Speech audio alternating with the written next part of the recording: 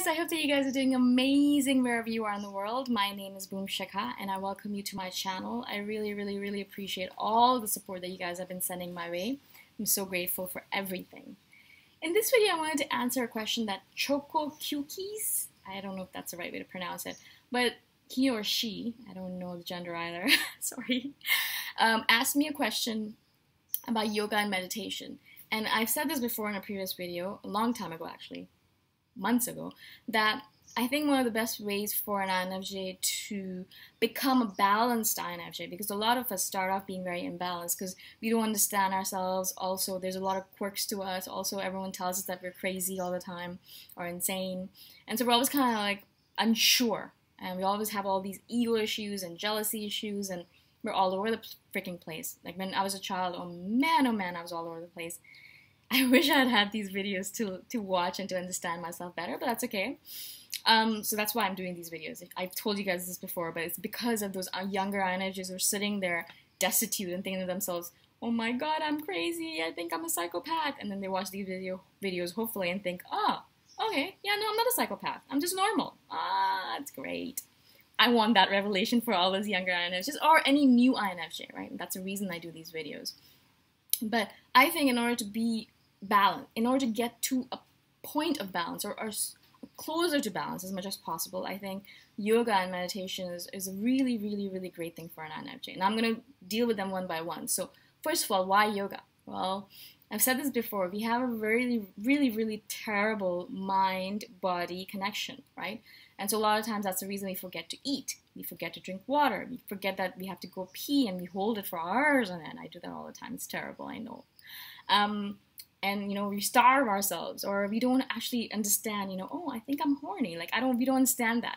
For the longest time when I was a child, my stomach would start hurting when I was about to get my period, like really badly. And I think to myself, oh my god, I'm dying, my stomach's hurting, I think I might have cancer. My beautiful sister, I love her to death. She's an INTJ, very logical, very rational. And I'm like, so when my stomach, oh my god, it hurts so bad, I think I might be dying. Do you think I have cancer? Obviously, I exaggerate a little bit, but I would say things like that, and she'd be like, aren't you about to get your period? And I'd look at her and say, yes, I'm about to get my period. Oh, phew. Oh my god, I thought I was gonna die. And this would happen every month, and my sister would look at me every single month and say, you're about to get your period, so stop doing that to yourself over and over again. That's how disconnected I was from my body, because it was like I was totally unaware of what the hell was going on down there. Completely unaware, right? It's not because my stomach was hurting because I had eaten something crappy. It was because I was about to get my period, for God's sake. And I'm not saying this happened once or twice. It happened 10 or 15 times over a long period of time before I understood, oh shit, okay, understand that your period's about to come. Now I put it down in my schedule, so I will just be like, my stomach's hurting. Maybe I should look at my schedule. Oh, okay, good, my period's coming. So now I actually put it on my schedule, because otherwise I would be completely mystified. I'd be like, what's going on? But the more yoga I did, okay, this is when I was a teenager, right? This is my stories of when I was a teenager. But the more yoga I did, I started doing yoga, I think when I was 21, right? So I think 2021, something like that. I started doing hot yoga. And I'm so grateful, because one of the most brilliant practices in the world. I love it. I think, wow, yeah, I've been doing it for, wow, that's a lot of years I've been doing it for. Anyways, so I love it so much. It's a great practice, not only because, first of all, the main point of it is to connect your mind to your body, to understand how your body is functioning and to understand where it is in relationship to the world, and to be more connected to every part of your body, to understand your back, to understand your toes, to understand your calves, and be connected to everything. Because before that, I was totally disconnected to all of this. Anything below my neck, and I had no clue what the hell was going on down there, right?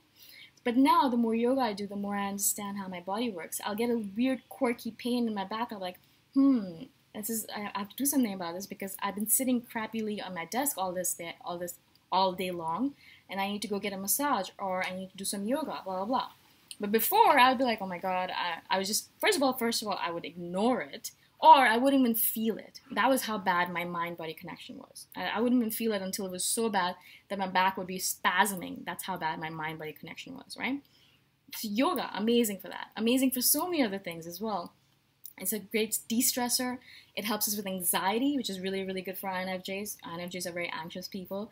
And the more yoga I do, the better I feel. A lot of times I'll do like a few poses before bed because I know that I have a hard time falling asleep and then staying asleep because my mind moves at the rate of like speed of light, right? Especially when I'm about to go to sleep.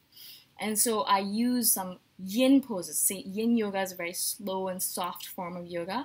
And it's very calming and soothing. It feels like you're in a womb, right? And so it helps you relax. And so I'll do some of those poses right before bed.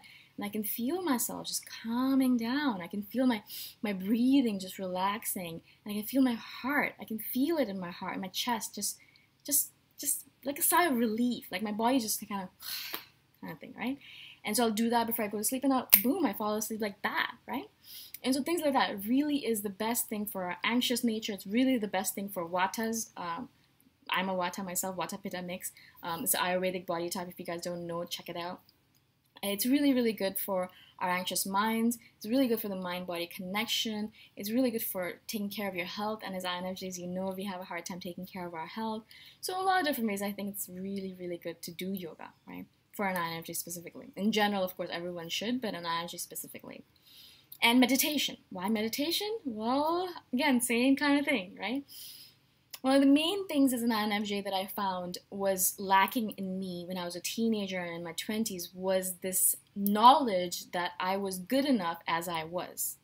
Whatever quirks I might have, whatever madness I deal with in the world, whatever nonsensical thoughts I have, whatever nonsensical things I do, I did not know, and now I know this obviously. Now I've meditated for 6 or 7 years now. I think 7 or 8 years? Since 2008, I think.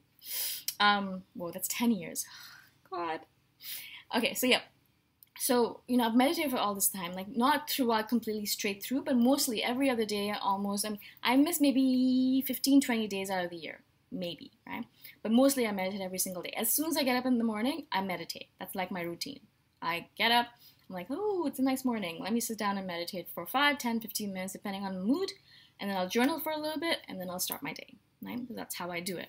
And my yoga, usually, if I have time in the morning with all my work, then I'll do it. If I finish these videos in time, I'll do my yoga session in the morning. But mostly I like to do it right before bed. I like to do it in a very slow format, very, very yin yoga, very soothing, very calming, and then I'm able to fall asleep really well. Right? I really like that practice of mine. Okay, I'm not doing it for like to like build muscle and to be toned and everything. I'm doing it to soothe myself, to soothe my anxious heart and my anxious mind, right? That's my purpose in it. And so the meditation practice, until I started my meditation practice, first of all, I did not understand myself. I did not understand my truths. I did not understand my authentic self. I was living a lie, basically, because I was a chameleon, and I was kind of following a format where my parents wanted me to be this person, so I was like, all right, cool, I'll be that person. My sister wanted me to be this person. I was like, all right, cool, I'll be that person. If the media wanted me to be something, I'll be like, oh, cool, yeah, I'll be that. So until that point, I didn't really know what my true self would be, like my authentically true, deep inner self. What was that? I had no idea. I changed from day to day, so I had no clue at all what I really was, right? But as I meditated, I learned, oh, you're like peeling off layers whenever you're meditating, right? And so INFJs are not only confuse other people with their layers, but a lot of us are confused ourselves with our layers. We don't know ourselves because of all the layers that we formed over eons and eons of living, right? And so meditation helps you peel off those layers one by one, by one, by one, by one. Eventually, you reach to your core, your inner self, your deep inner self. And you realize, okay, this is who I am. This is what I actually like to do. This is what I want to do with my life. The same thing with what you like outwardly, right? So until that point, I did not really know who I wanted to be with, what I liked in people. I would hang out with people that I really, really did not like very much, but I was like, oh, they're cool, I should hang out with them because everyone else seems to like them, things like that. Now I have no qualms about being like, you seem like an absolute douchebag. There is no way I'm hanging out with you. Get away from me and don't ever come back, right? I'm fine with that because I know that they are a miserable, good for nothing. And I don't want to hang out with them. Like, that's it, So I'm more able to live my truth because the more I meditate, the more I'm able to see the truth. Because it's hard to see the truth because as an INFJ, we play the chameleon role and we have a lot of layers. right? So as meditators, we will be able to peel off the layers and learn more about ourselves. Now you have to meditate every single day, have to try and meditate every single day as much as possible, because the layers, it's like grime. Yeah, if you don't clean every day, if you don't clean the grime off every single day, the grime will form very quickly on top of other grime, right? That's why we have to clean off the grime, that false layers, every single day by meditating, every single day. Because if you don't, if you miss a day, I notice myself slipping back into the chameleon role. I can notice myself forgetting my true self. I can notice myself not thinking, what do I really like? What do I really want to do right now? I can notice myself kind of forgetting everything, that I've learned over time, right? So it's very important that we clean up the grime, that we peel out the layers every single day. Very, very important, right? That's the reason I love meditation as a practice. And that's one of the main reasons I think how meditation has helped me become a better INFJ, is because I know myself better. And that's, I think, the biggest battle for an INFJ. What do I like? I don't know. My boyfriend likes this, so I'm going to just like that as well, right? I don't know why I said that in that voice. Sometimes I don't know what I do, why I do the things I do. Still need a lot of practice of meditation. But I love the practice of meditation, especially because as time goes on, I'm going to learn more and more and more about myself. The reality is that it's a never-ending process, right? I might know a lot about myself now. I know what profession I like. I know the kind of people I want to hang out with. I know how I want to move in the world. I know how I want to make my money. I know the places I want to live in. I know a lot more about me than I did when I was a teenager or in my 20s, of course, because I have meditated for a while and I've peeled off some layers. But I know there's a lot more layers to go, and then this is going to be a process for the rest of my life, for the rest of eternity, the rest of my eternal soul, right? And so it's never an ending. You're never like, oh, yeah, cool, yeah, I'm done. I know everything about myself. Yay, awesome, great, I'm done. No, right? So this is that's the reason I feel like the yoga and the meditation, I know it takes a lot of time, right? That's why I say 5-minute meditation even every single day is totally worth it and totally changes you. It really does work, right? Just even a 5-minute meditation. And even like a 5 or 10-minute yoga session before bed, it's really, really good for you. It doesn't have to be a long process. It doesn't have to be a drawn-out 3-hour yoga session or a 5-hour Vipassana meditation or a 10-day Vipassana meditation. You don't have to run away for it. You can do it every single day.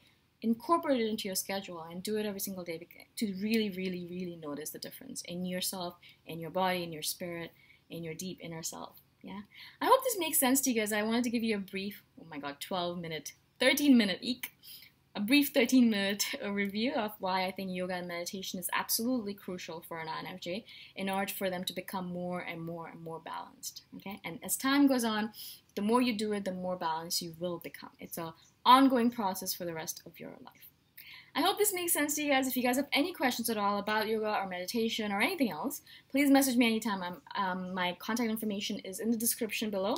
You can email me, you can Facebook me, Instagram, whatever the hell you want. However you want to message me, okay?